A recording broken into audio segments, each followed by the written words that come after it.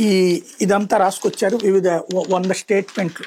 అదేదో పీపీపీ అంటే ప్రజలకి పనికొచ్చేది అన్నటువంటి కోణంలో రాసుకొచ్చేటటువంటి ప్రయత్నం అయితే చేస్తున్నారు.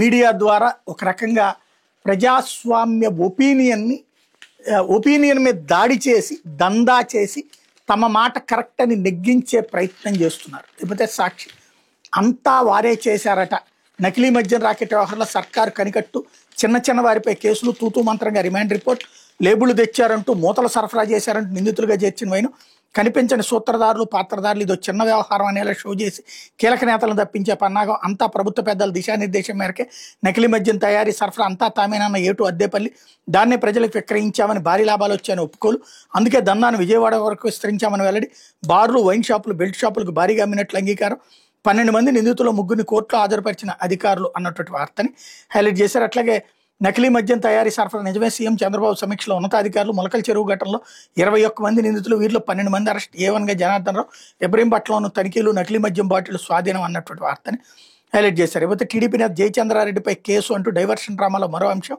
బెడిసికొట్టిన కోర్టు డ్రామా, నేరం ఆయనపై తోసేసి పెద్దలు తప్పించుకునే యత్నం, అట్లాగే నకిలీ మద్యం మీద మహిళలు కన్నారు, ఎక్సైజ్ కార్యాలయం ముట్టడి, మద్యం బాటిల్ పగలగొట్టి నిరసన అన్నటువంటిది హైలైట్ చేశారు. ఇకపోతే కనీసం తాగునీరు